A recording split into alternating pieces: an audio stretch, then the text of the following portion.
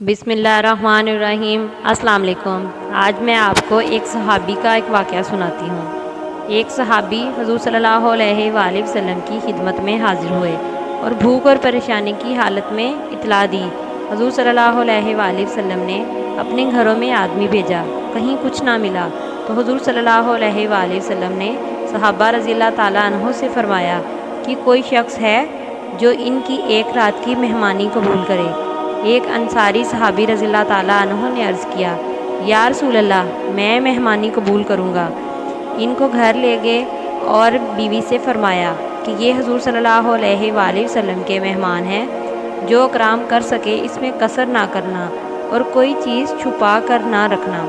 बीवी ने कहा, खुदा की कसम, बच्चों के काबिल कुछ थोड़ा सा रखा है और कुछ भी घर में नहीं।